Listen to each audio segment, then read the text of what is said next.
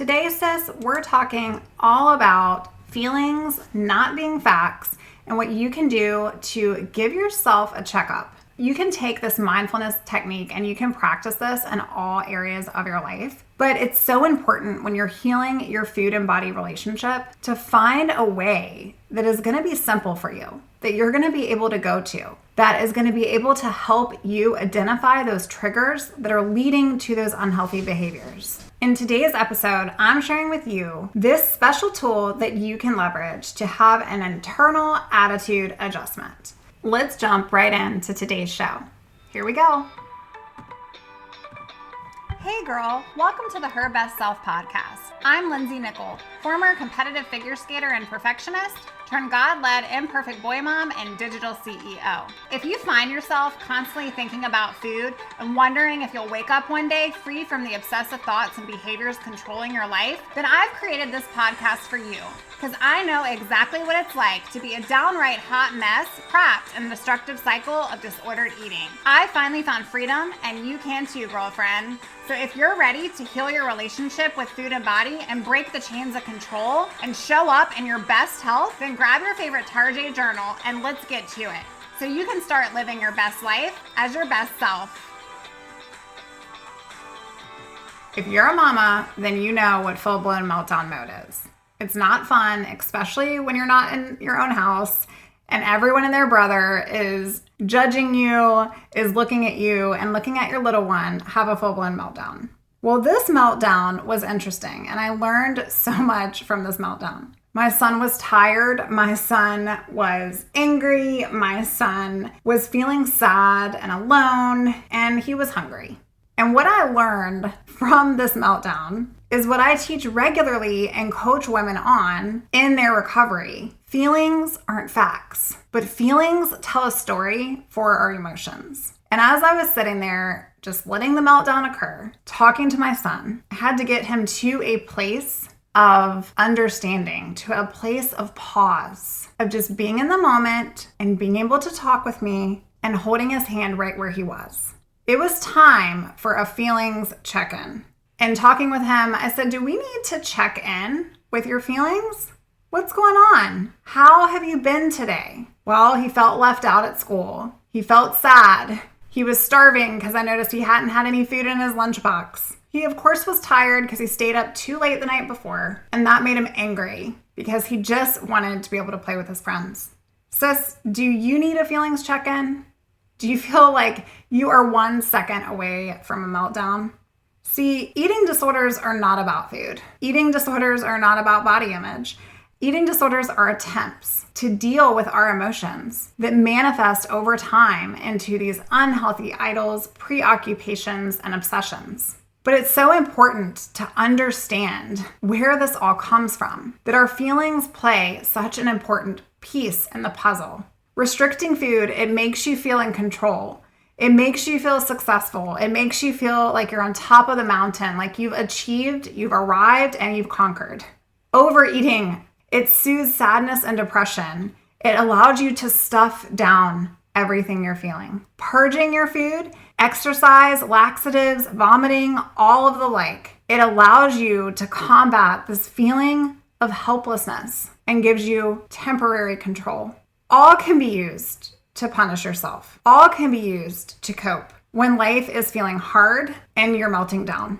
What I tell my ladies is that the only way out is through. The only way out to the other side of freedom is commitment. The only way out is full-blown surrender. And the only way out is actually doing the action. But what most people don't understand is why the action doesn't occur, even though the desire is there deep within your being.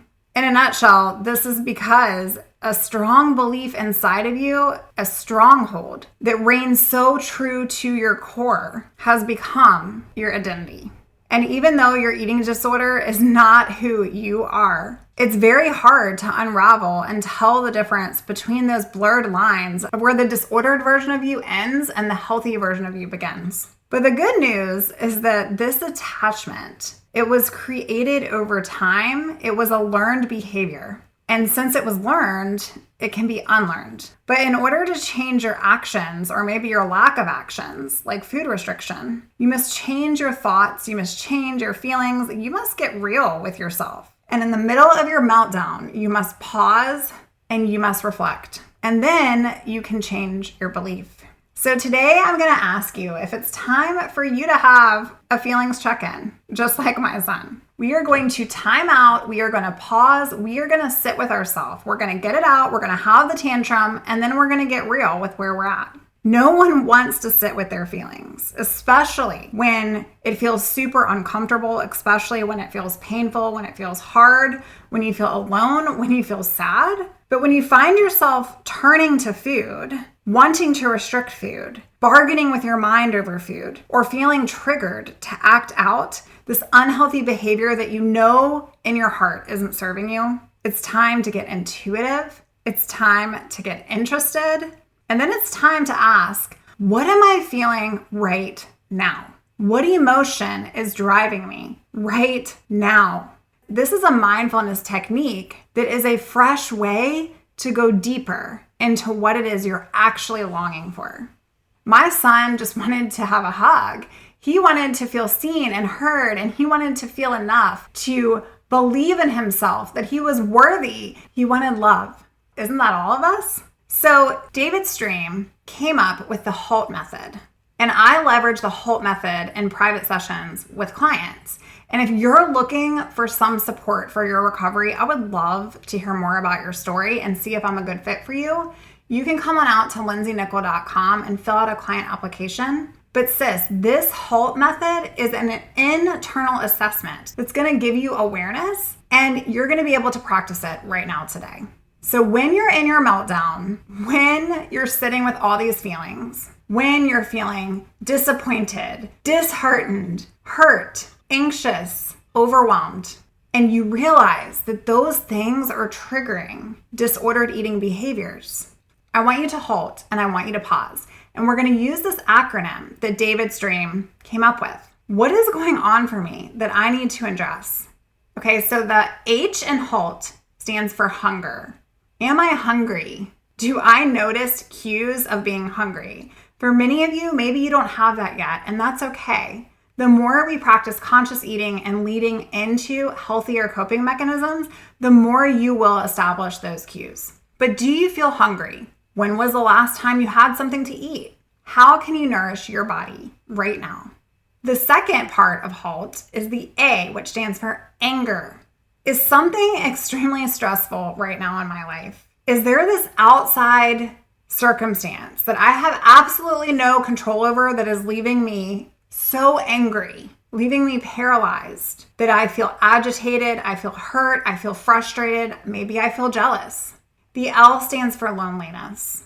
What is causing me so much disappointment and grief? Am I bored? Am I sad? Am I upset with someone? Am I upset with myself? Do I feel left out or isolated from other people? Maybe I need community. What right now is making me feel so alone and isolated? This one's really important because the very thing that we turn to, our disordered relationship with food, actually creates more isolation. And that leaves us in this cycle of unhealthy behaviors. And then the last one is T for tired. Is my body tired? Am I sleeping enough? Have I slowed down to check in with myself and take time for me? Yes, maybe you've got all these responsibilities. I get it. I have so many responsibilities. I can't even count all the to-dos. But sis, it's important, especially when you're malnourished or you've been living like this for a really long time, that you check in. What can you do to gain energy today? How can you nourish yourself? So this internal HALT method assessment, it's all about pausing. It's about halting. It's about taking a minute, putting yourself in that timeout, in that space. It's going to allow you to process. And this actually results in less impulsive actions. If you're feeling confused in the blend between where your disordered relationship with food ends and where your true self begins, then it's because it's probably been a while since you did a check-in with you. Food is connected to how you're feeling. Do you know that you have all of these unmet needs? I mean, we're human. Maybe you're craving connection or warmth. Maybe you haven't had enough excitement lately or stimulation. Maybe you're trying to numb something or forget it ever happened. What is it that's challenging you right now? Because if these feelings are coming up for you, then it's most likely they're the exact reason why you're turning to food or the lack thereof to find what it is that you're searching for. I'm here to tell you this tool can help you change your relationship with food, because not only is it going to give you a minute to time out and check in with yourself. Am I hungry? Am I anxious and angry? Am I lonely? Am I tired? Not only is it going to do that, but it's going to allow you to constantly be able to see what are the main things that trigger you. Am I constantly angry because I have somebody in my life I feel just pushes my buttons around, and therefore that is a super trigger for me? Okay, great. Guess what? Now we know that, and we can set a battle plan against it. We can form one so that instead of turning to restricting or purging or over-exercising or overeating, you're turning to something more mindful and actually processing and dealing with those emotions and feelings.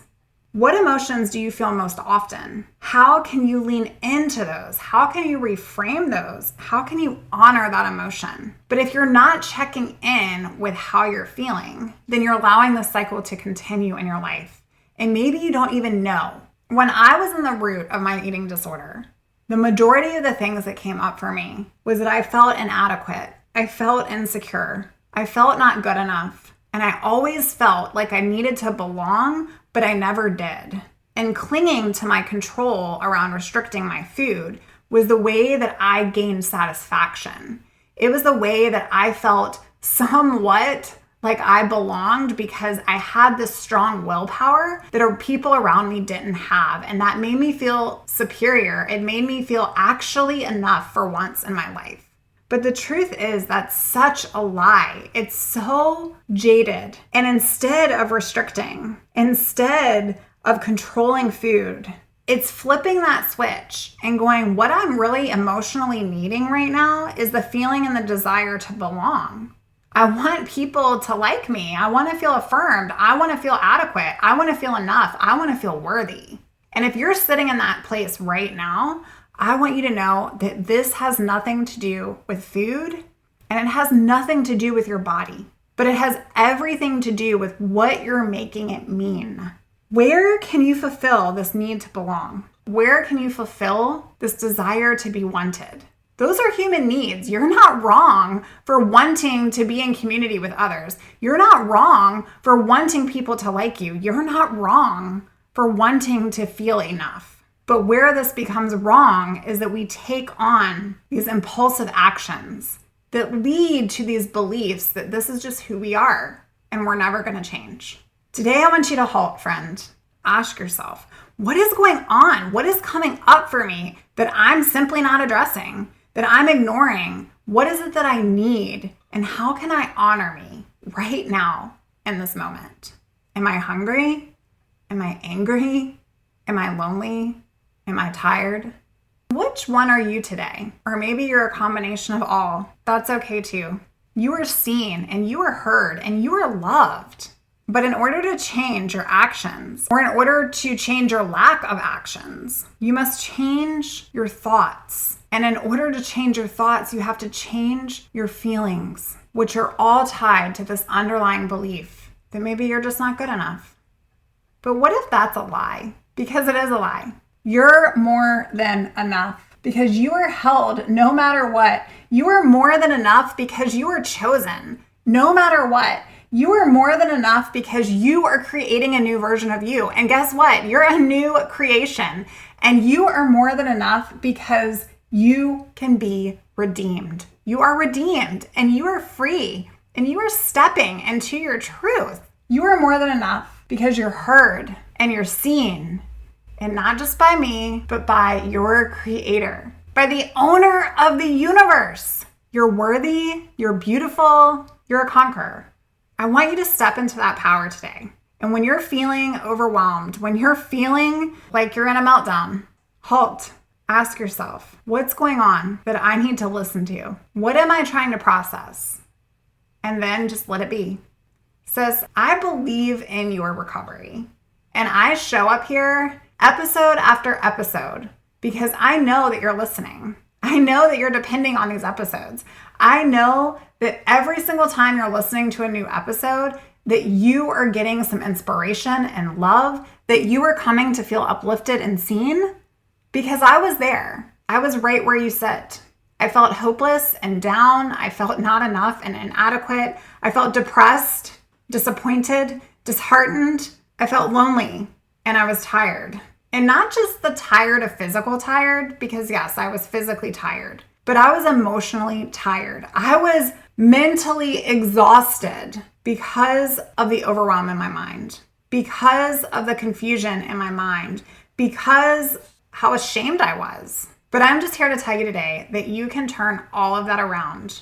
You have the power to do so. I want you to practice this HALT method this week. And I want you to start thinking, how can I honor myself? How can I show up hopeful? How can I create more joy? How can I get my peace back? Because that's exactly what you deserve.